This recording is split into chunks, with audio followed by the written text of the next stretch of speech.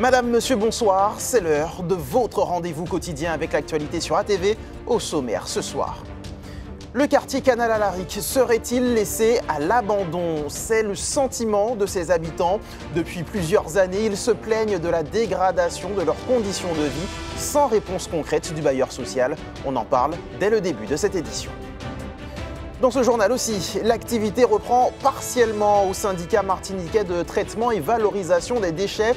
Les barrages ont été levés, mais le site de Châteauboeuf, lui, est resté fermé aujourd'hui. Les agents étaient en droit de retrait, vous le verrez.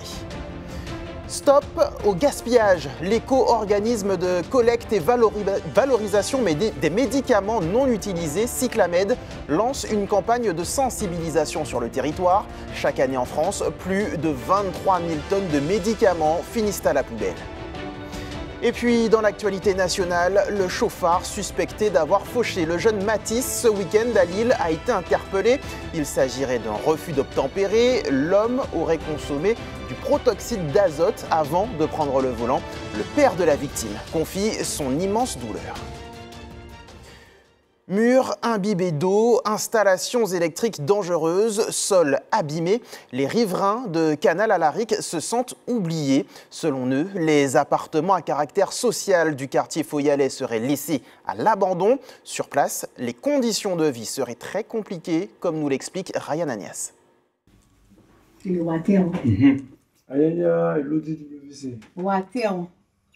Une situation qui a assez duré. Dans certains logements de Canal-Alaric, les conditions se dégradent de jour en jour. C'est pas moi, parce qu'il est cassé. C'est cassé.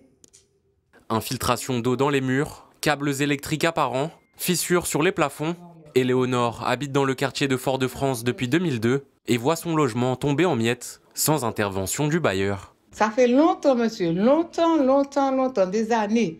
Ça va faire plus que 3 ans. J'ai fait monter. À chaque fois, les gens me disent oui, on a fait remonter. Mais moi, j'ai pas de retour. Hein. Quand on fait des doléances, quand on va voir le gardien, on lui dit telle et telle chose. Il fait remonter pour nous que les gens qui sont assis à côté de lui prennent leurs responsabilités aussi. Prendre ses responsabilités, ce sont les mots que l'on entend dans chaque appartement ce matin. Dans un autre logement de la même résidence, même constat. Mais cette fois-ci au sol, caché sous un tapis. Et chez la voisine d'à côté, c'est toujours le sol qui choque, en plein milieu du salon, du carrelage manquant, qui n'a jamais été abîmé selon les locataires. Marie-Agnès vit ici et reçoit souvent ses petits-enfants qui se sont déjà blessés à cause des carreaux manquants. Et la dernière fois, l'arrière-petit-enfant s'est coupé sur le carreau de la maison que j'ai fait remonter à la société aux Anames puisque j'ai fait passer sur l'association. Et jusqu'à maintenant, je suis comme je suis. D'ailleurs, ils font les travaux, mais à l'intérieur de la maison, rien n'a été fait. Et même les rampes d'escalier, j'ai un frère qui vient chaque fois en Martinique en vacances, il est obligé de mettre du scotch puisque ça nous déchire les vêtements et le corps. Du scotch que l'on retrouve d'ailleurs sur plusieurs poteaux électriques devant les bâtiments. Et c'est une voix bien connue du quartier qui nous reçoit ce matin. Rodrigue Petitot nous présente à plusieurs habitants comme Ginette, qui n'a plus d'eau qui coule dans sa baignoire. Le problème, tout ressort dans la cuisine, provoquant des inondations. Autre appartement, autre problème. Dans celui-ci, ce sont les murs qui moisissent. Lily est en situation de handicap et présente des problèmes respiratoires. Locataire à Canal-Alaric depuis 2004, elle se sent aujourd'hui abandonnée par son bailleur social. Ils ne font rien pour nous. Regardez les boîtes aux lettres. C'est abîmé. Ils devaient changer. Ça n'a pas été changé. Des lumières qui ne fonctionnent pas. Des portes qui sont abîmées. Des escaliers, pas de carreaux. Une souffrance qu'une association écoute chaque jour, celle des locataires de Canal-Alaric, l'ALCA. Ici, le discours appuie celui des habitants. Le bailleur doit faire le nécessaire après réception des doléances. Il faut que la société traite rapidement les doléances des locataires parce que certaines personnes ne peuvent pas vivre dans des conditions dans lesquelles ils sont et ils sont habilités pour cela, donc qu'ils fassent ce qu'ils ont à faire. Une déception générale, mais surtout un sentiment d'abandon dès l'entrée des bâtiments. Là, c'est pas les gens, ça. Les habitants du quartier n'y croient plus. Ils n'y croient plus pour la simple et bonne raison qu'ils sont arrivés à la réalité de comprendre qu'on n'a pas une vraie politique du logement. On aurait une vraie politique du logement, les bailleurs ne se seraient pas permis de racketter par les loyers et ensuite laisser les gens dans une telle condition indigne. Respecter le peuple en leur donnant à la hauteur de ce qu'ils payent des résidences dignes de ce nom. Des dégradations à l'intérieur, mais aussi à l'extérieur, là où les enfants jouent très souvent. Contacté dans la journée, le bailleur social en charge de la résidence Canal à Laric n'a pas donné suite à nos demandes d'interview. L'actualité de ce lundi est aussi marquée par la reprise partielle du travail au SMTVD. Après une décision de justice ordonnant la levée des barrages, les agents grévistes se sont exécutés. Mais à Châteauboeuf, les salariés sont en droit de retrait. Ils dénoncent toujours des conditions de travail dégradées. La décharge foyalaise est donc restée fermée aux grandes dames des usagers. Diana François-Doxy. Après plusieurs jours de blocage sur les sites du SMTVD, aujourd'hui, l'ensemble des barrages ont été levés. La déchetterie de Châteauboeuf est néanmoins restée fermée depuis ce matin en raison du droit de retrait des employés. Certains usagers venus déposer leurs encombrants doivent faire demi-tour. J'ai entendu dire que c'était ouvert depuis hier et là finalement j'arrive et c'est fermé. Donc c'est décevant. Et puis il faut qu'on arrête ça. Bon, les ordures, il faut les jeter quelque part, donc je ne peux pas faire comme les autres qui font ça sauvagement. Les salariés dénoncent des conditions de travail dégradées, notamment l'infiltration d'eau dans les locaux. Vu qu'il y a un compteur, vu qu'il y a des prises, tout ça, moi je pense que le droit de retrait il est justifié parce qu'il y a mort d'homme. C'est un danger imminent, puisque tout le monde, vous savez très bien que l'eau ne va pas avec l'électricité. Parce que s'il y a un compteur qui tombe, si les prises sont inondées d'eau, moi, je pense qu'il faut prendre ce problème à bras-le-corps. Concernant la grève, une décision de justice a ordonné aux agents du SMTVD de lever les barrages. Pour les syndicats, le conflit n'est pas pour autant terminé. Ils attendent un retour des médiateurs et les relevés d'informations des stagiairisés. On attend ces documents aujourd'hui parce que normalement, afin qu'une stagiairisation ou une titularisation puisse être faite, normalement, selon la réglementation, tout syndicat doit se réunir avec la direction pour négocier éventuellement le nombre ainsi que mettre le choix des stagiairisés. C'est comme ça dans toute fonction publique, territoriale, d'État ou hospitalière. Or, il s'avère que chez nous, au SMTVD, ça n'a pas été fait ainsi, ça a été fait en secret. Le problème n'est toujours pas réglé, mais le tribunal a demandé qu'à ce soit ouvert, c'est ouvert. Mais là, on est en négociation. Le président du SMTVD, lui, qualifie cette grève d'inutile et regrette son impact financier en plein redressement. La structure SMTVD, qui est déjà fragile financièrement, a gagné de moins une perte d'exploitation de moins une semaine, ce qui fait autour de 100 000 €. De plus, nous avons une délégation de service public avec IDEX pour le centre de valorisation. Les déchets n'entreront pas au CVO. Et dans la convention, il est dit qu'en cas de perte d'exploitation, c'est nous qui remboursons le CVO. Donc, IDEX. Même chose pour une entreprise qui travaille aussi à la réfection des nœuds du CVO. Donc, cette grève nous a coûté excessivement cher dans un moment où le SMTVD a commencé son redressement. Si un technicien est intervenu afin de trouver une solution à la déchetterie de Châteauboeuf en fin de matinée, tous les autres sites du SMTVD devraient rester ouverts. C'était une affaire très attendue. Le procès Madivial est à nouveau renvoyé. Cette fois, les acteurs ont rendez-vous les 26 et 27 mai 2026. Le tribunal correctionnel a accédé à la demande de renvoi formulée par l'un des avocats de la défense. Pour rappel, plusieurs dirigeants de la coopérative d'élevage sont accusés de détournement de subventions européennes. L'affaire avait éclaté en 2016. Si les soldes se sont achevés mercredi dernier, les commerçants de Fort-de-France ont joué les prolongations. Vendredi, ils ont animé la ville avec la Nuit des commerçants, une soirée placée sous le signe de la convivialité et du partage. Les images de Cathy Petit, commentées par Ryan Anias.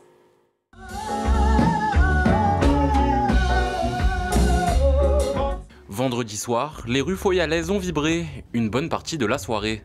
Pour cette nouvelle édition de la Nuit des commerçants, la population a pu redécouvrir les différents magasins du centre-ville, accompagnés de chanteurs et DJ. super soirée nocturne, en fait, quand on se rend compte que les commerçants jouent le jeu, les commerçants sont restés ouverts et il y a du monde sous Fort-de-France. Donc c'est une très bonne manifestation. Alors pour ceux qui s'inquiètent de la sécurité, la sécurité est aussi en place. Les commerçants jouent le jeu, le public aussi. La ville est très animée. Franchement, je suis heureuse d'être descendue. La pluie ne m'a pas découragée. Je suis là et je suis heureuse. Des sourires sur les visages et surtout des commerces prêts à recevoir des clients avides de bonnes affaires. Une nocturne encadrée par les services de la ville de Fort-de-France qui propose sécurité, stand pour se restaurer et bien sûr des ambiances musicales différentes pour le plus grand plaisir de la population. Malgré la pluie, elle s'est déplacée, donc je trouve que c'est quand même constructif, quand même et assez enrichissant, notamment par rapport à la fête des commerçants et en tant que DJ moi-même que je représente. Donc c'est pour moi un honneur d'être ici. Tout le monde sait qu'il y avait une pluie terrible. On a même réfléchi à peut-être annuler, mais ça fonctionne. Les gens viennent, les gens sont contents et puis on essaie de prendre le moment de plaisir ensemble. Une soirée shopping et plaisir qui aura duré jusqu'à la fermeture de tous les magasins à 22 h. Intéressons-nous à présent à votre armoire à pharmacie. Que faites-vous de vos médicaments inutilisés? Selon un avis de la Cour des comptes rendu début septembre, il représenterait près de 2 milliards d'euros de pertes chaque année en France. Un gaspillage qui pourrait être évité en les revalorisant. C'est l'objectif de l'éco-organisme Cyclamed. Une campagne de sensibilisation devrait débuter prochainement chez nous. Le reportage de Louis Sabas. Dans cette pharmacie foyalaise, les spots vidéo de Cyclamed sont déjà visibles. Avez-vous déjà vu un médicament disparaître tout seul? Il s'agit de sensibiliser au retour en officine des MNU, les médicaments non utilisés. Un geste loin d'être systématique pour de nombreux Martiniquais. Ces produits pharmaceutiques ont trop souvent pour destination finale la poubelle. Les médicaments, je les mets soit dans un coin, ou bien je les jette quand ils sont périmés. Si la date de péremption est déjà passée, je les jette. Sinon, quand la date de péremption est toujours bonne, je remets à la pharmacie. Je ne sais pas s'ils réutilisent, s'ils donnent. C'est ça maintenant, je ne sais pas. Ça m'arrive de les ramener en pharmacie, mais je dois avouer qu'à certains moments, je les mets à la poubelle, ce que je sais qui n'est pas bien. Et je pense que c'est recyclé, il y a tout un processus qui est mis en place. Les médicaments non utilisés rapportés dans cette pharmacie sont déposés dans un bac spécialement conçu à cet effet. Les MNU ne seront pas redistribués. Les cas les plus courants, souvent c'est le tri dans la maison, grand ménage de printemps, on ramène les médicaments qui restent traînés, les périmés. Autre chose, malheureusement, suite à un décès, souvent on nous rapporte beaucoup de médicaments. Ils pensent qu'on les revend peut-être derrière, ce qui est complètement illégal. Soit ils pensent qu'on va peut-être les donner à des associations, ou qu'il y a un système, une organisation qui nous permet de les remettre dans le circuit du médicament. Malheureusement, ce n'est pas le cas. L'idée, c'est au moins pour l'impact écologique, de faire un geste et d'éviter que ces médicaments se retrouvent dans la nature. Jeter ces vieux traitements à la poubelle ou dans les toilettes représente un risque de santé publique car ils sont très polluants. L'objectif de l'éco-organisme Cyclamed est de rappeler au grand public, comme aux professionnels, qu'un circuit simple et écologique existe. Tout commence par un premier tri à la maison. La première chose, c'est de faire le tri de son armoire à pharmacie. On regarde les médicaments non utilisés et qu'on n'utilisera plus jamais, périmés ou pas périmés d'ailleurs. À partir de là, on doit faire un tri sélectif, c'est-à-dire qu'on enlève la boîte et la notice, qu'on met dans la poubelle jaune, et on ramène le médicament dans son emballage primaire, c'est-à-dire celui qui protège le médicament, dans l'officine pour récupérer les médicaments utilisés qui vont être ensuite valorisés par incinération avec donc de la production d'énergie. Et ici en Martinique, vous avez la chance d'avoir la Martiniquaise qui est une usine de valorisation énergétique très performante. Avez-vous déjà vu un médicament? Spot vidéo et radio, affiche 4x3. La campagne de sensibilisation, qui sera aussi en créole, s'étend sur un mois. En 2024, la collecte de MNU en Martinique représente 21 tonnes, un chiffre supérieur à la moyenne de la collecte en Outre-mer. Nous évoquions la nuit des commerçants foyalais il y a quelques minutes. Eh bien, c'est tout autre chose qui s'est joué pour lui vendredi soir au Grand Carbet. William Cara représentera la classe et l'élégance martiniquaise à l'élection Mister France 2026. Mister Martinique est notre invité.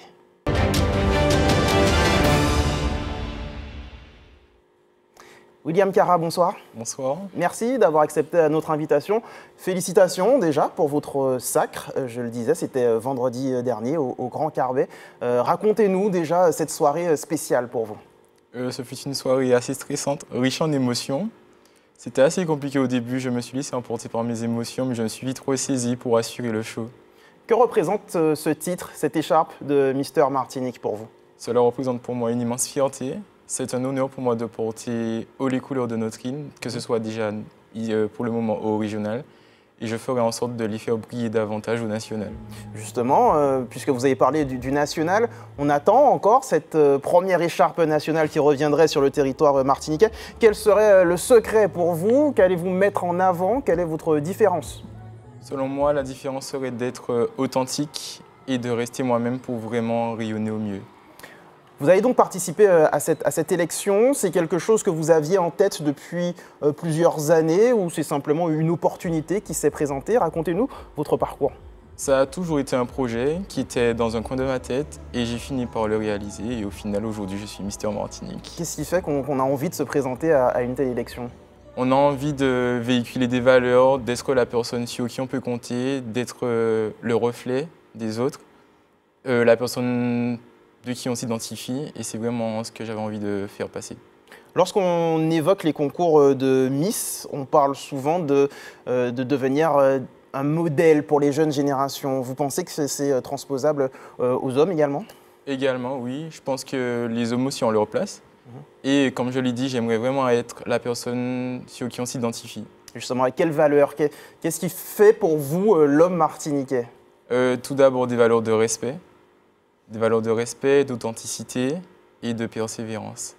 Un dernier mot, William Cara, vous allez peut-être devenir effectivement inspiré peut-être des générations. Qui sont ceux qui vous ont inspiré, vous? Quels hommes peut-être martiniquais ou ailleurs vous inspirent? Pas forcément des hommes, mais je dirais que ma mère m'a beaucoup inspiré. C'est une femme forte qui m'a toujours soutenu, qui a toujours été là pour moi, donc je dirais ma mère. On a déjà les dates pour l'élection nationale? Nous avons déjà les dates, donc je vous invite tous à m'encourager le 17 janvier prochain. L'élection se tiendra à Paris pour ceux qui peuvent venir me soutenir.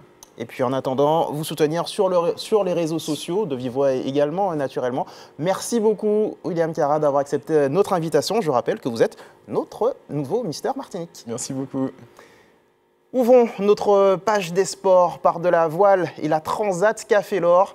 Après leur halte à la Corogne en Espagne, les embarcations des 4 catégories ont repris la mer direction la Martinique.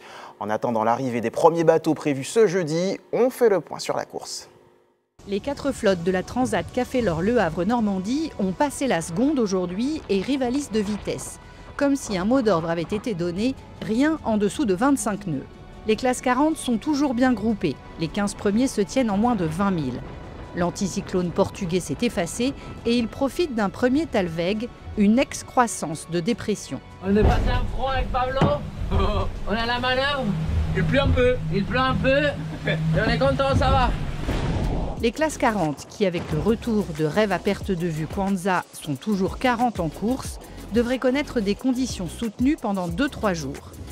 Les IMOCA ont eux aussi appuyé sur le champignon. Charal mène la danse, endiablé, suivi de près par Massif et Elevens à Heure Racing. Will conduit le bus comme s'il l'avait volé. Au dernier pointage, on était les plus rapides. C'est très inconfortable à l'intérieur, mais ce n'est pas bien important. On essaye d'aller aussi vite que les copains, c'est pas toujours facile, mais on s'accroche. Chez les Ocean 50, on glisse aussi dans un alizé qui se renforce. Eden Red ne doit pas s'endormir pour conserver la tête devant ses 4 plus proches poursuivants. Les ultimes ont passé la dernière marque de leur parcours avant de récupérer du vent le long des côtes nord du Brésil. On vient de passer Sao Pedro, et voilà quoi, on se bat jusqu'à l'arrivée. Avec une vitesse de croisière autour de 30 nœuds, la hiérarchie n'a pas été bousculée et ne devrait plus l'être, sauf avarie. SVR Lazartigue a maintenant 170 000 d'avance à 1700 000 de l'arrivée. Ce week-end, nos sportifs étaient plutôt au repos, Toussaint oblige. À noter tout de même un match en retard du championnat de Régional 1 en football ou encore le début de la 5e journée du championnat de pré-national en handball. Les précisions de Karil Chassol et Marc Michel. En handball féminin, dans le cadre de la 5e journée du championnat de pré-national, l'UJ Redoute recevait l'Arsenal. Une rencontre qui a rapidement tourné à l'avantage des Robertines. Les protégés de Rodolphe Gina se détachent inexorablement et s'imposent sur le score sans appel de 32-16. Dans l'autre rencontre au programme, l'Entente Meg a également logiquement disposé de l'Étoile de Gondo 37-11. Toujours chez les femmes, mais en match en retard de la 4e journée, le Réveil sportif a battu l'AS Rapid Club 32-16. Chez les hommes, dans le cadre de la 5e journée du championnat de pré-national, victoire du Club Sport et de la Gauloise de Trinité. En football, le week-end a été marqué par le match de gala entre les amis de Ronaldinho et les anciennes gloires locales. Une rencontre au cours de laquelle l'ancien joueur du PSG, du FC Barcelone et du Brésil a pu délivrer quelques gestes techniques. Le match s'est soldé par un score nul, 4 buts partout. En football toujours, s'est également déroulée la 8e édition du tournoi des anciennes gloires entreprises et presse. Une quinzaine d'équipes y a pris part et la victoire revient à celle d'À l'abordage, une manifestation qui, comme chaque année, vise à mettre à l'honneur des personnalités de la presse, du milieu de l'entreprise et d'anciens sportifs. Football encore, en match en retard de la 4e journée du championnat de Régional 1, dans l'opposition entre promus, l'AS Mendezès s'est imposé 1-0 face à l'US Robert. Une victoire qui permet aux Essimornais de se classer 6e de la R1. L'US Robert, lui, est à la 10e place. Autre rendez-vous majeur du week-end, la Diams Rock a réuni les amateurs de trail en montagne. Sur les 19 km d'un parcours aussi technique qu'exigeant, Jean-Denis Cloteau de l'Assaut de Saint-Pierre et Michel Chêne des Baroudeurs Martinique se sont livrés une magnifique bataille. Et c'est finalement le sociétaire de l'Assaut qui s'est imposé. Les images de Robert Beauregard.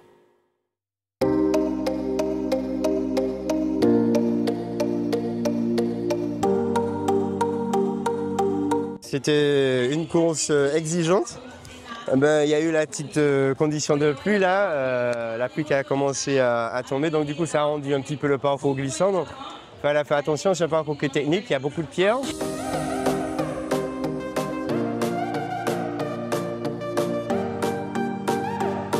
Il fallait faire attention, c'est un parcours qui est exigeant aussi par la chaleur parce qu'on a un effet j'ai envie de dire sauna, où il faut quand même bien s'hydrater, prendre le temps de boire et puis surtout voilà, de bien gérer son effort tout au long du parcours.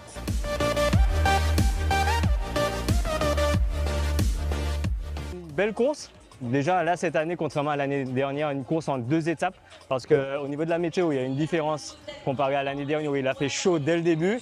Là il y a eu un peu de nuages, un peu de pluie, ça nous a fait du bien. Et ça a faussé le rythme de beaucoup, je pense, qui n'ont pas bien anticipé le retour du soleil. Une belle bataille. Franchement, je me suis battu du début jusqu'à la fin. Déjà une belle performance de ma part parce qu'avec le programme que je suis pour préparer la Transmartinique le mois prochain, j'ai quand même pas mal de kilomètres dans les jambes. Et voilà, malgré ça, j'arrive à terminer dans un temps relativement correct.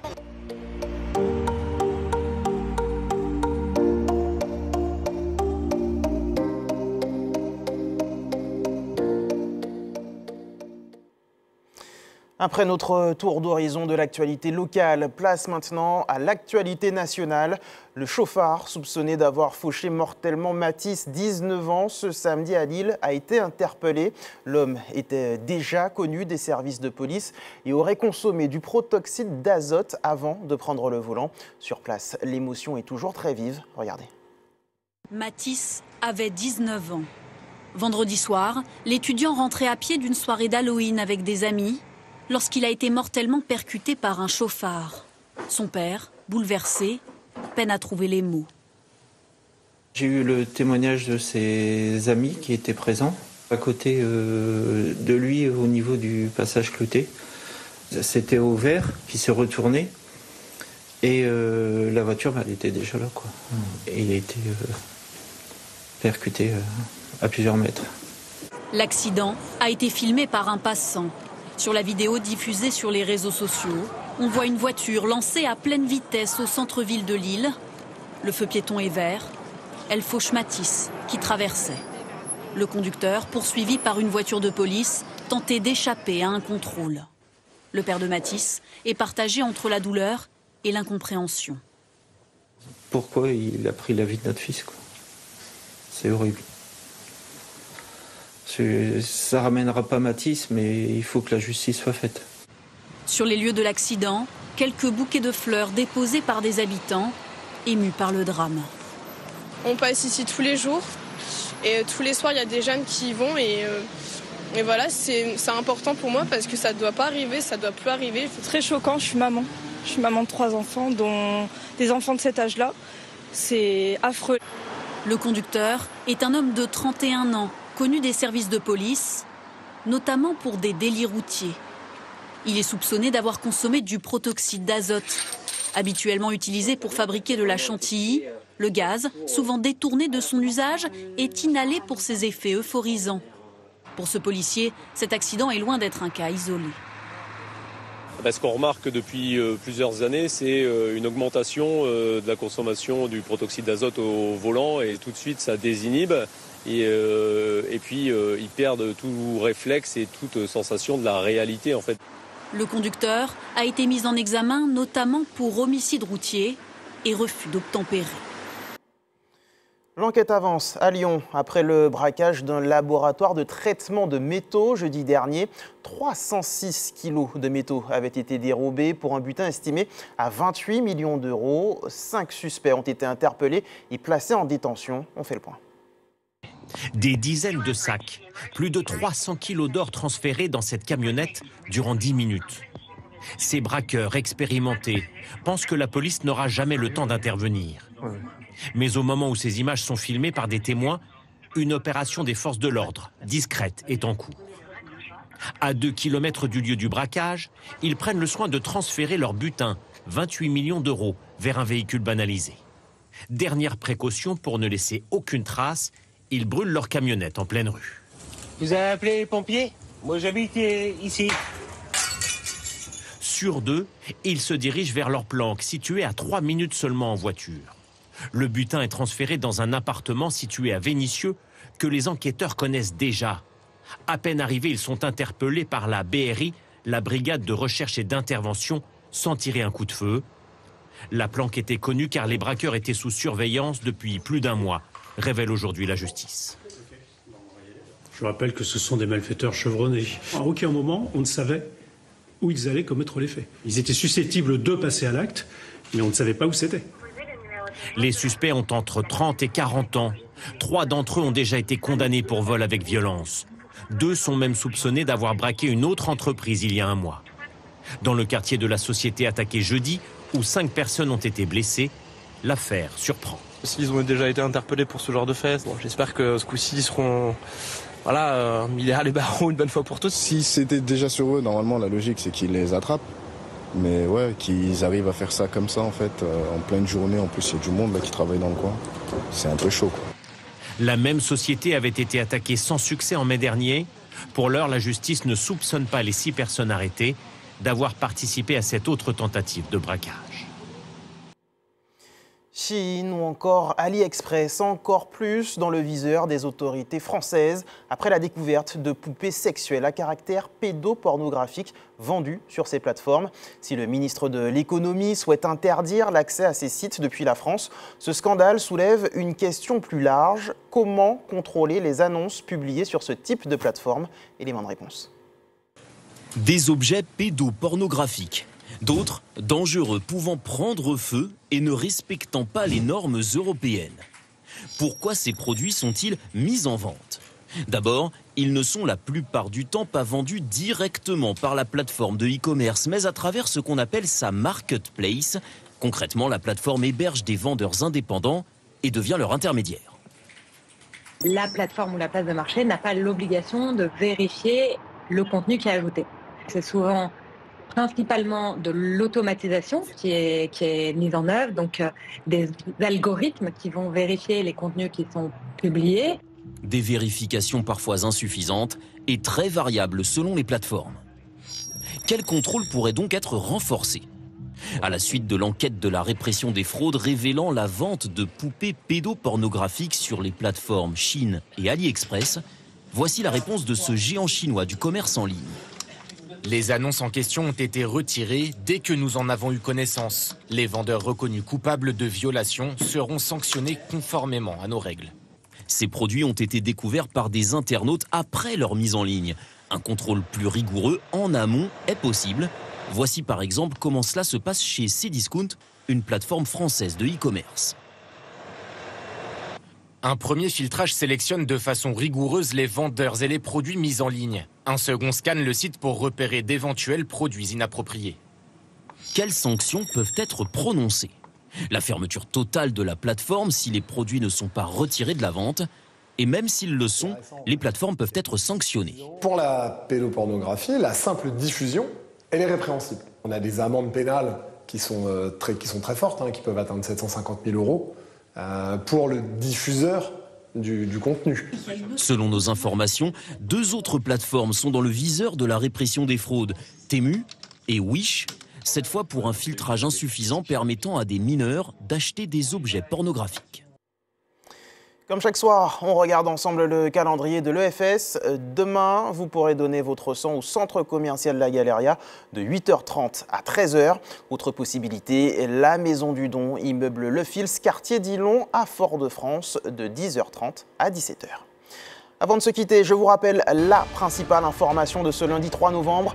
Les riverains du quartier Canal à Laric à Fort-de-France se sentent délaissés. Murs imbibés d'eau, installations électriques dangereuses. Ils déplorent des conditions de vie qui ne cessent de se dégrader.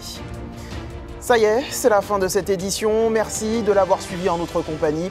L'actualité continue sur nos réseaux sociaux et notre chaîne YouTube. À suivre votre rendez-vous du lundi soir, c'est à nous. Quant à moi, je vous retrouve demain, même heure. Passez une excellente soirée sur ATV.